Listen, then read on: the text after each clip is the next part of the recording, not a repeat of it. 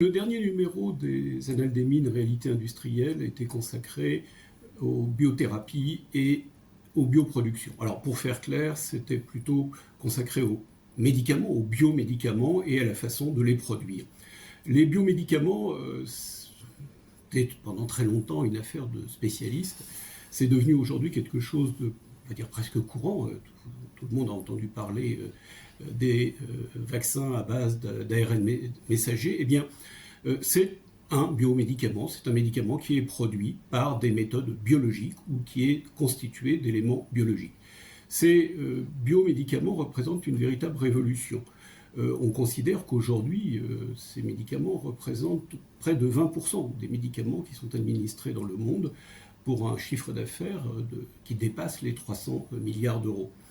On estime qu'à la fin de cette décennie, c'est presque un médicament sur deux qui sera un biomédicament, exactement 41%.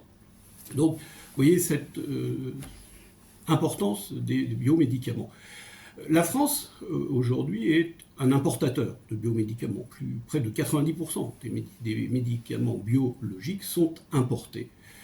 Seuls 5 médicaments sont produits aujourd'hui en France, des biomédicaments, je parle bien, contre 21 biomédicaments en Allemagne et 12 en Italie.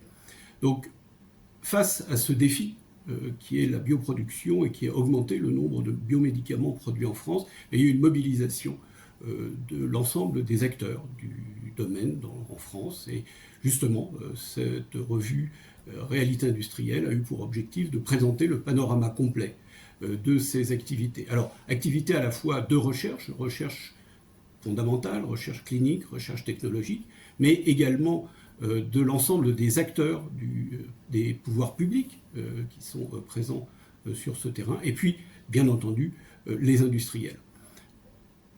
Les biomédicaments, ça ne s'arrête pas uniquement à ça, c'est aussi des médicaments qui ont une particularité qui, pour beaucoup, ils sont très chers. On a parlé de médicaments à près de 2 millions d'euros.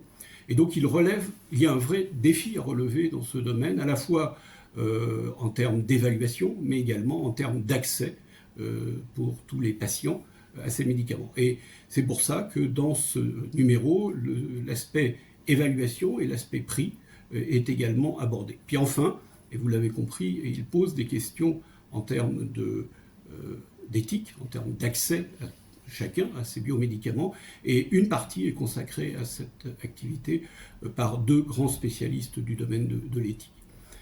Ce numéro fera l'objet d'un mini-symposium qui aura lieu le 22 janvier, dans lequel l'ensemble des éléments que je viens de présenter sera discuté entre 2 tables rondes. Une table ronde consacrée, on va dire, plutôt aux aspects techniques et industriels, et puis une autre table ronde consacrée plutôt aux aspects accès du médicament et éthique. Et voilà, je vous souhaite une bonne lecture, et puis j'espère que vous serez nombreux à assister à ce mini-séminaire le 22 janvier prochain.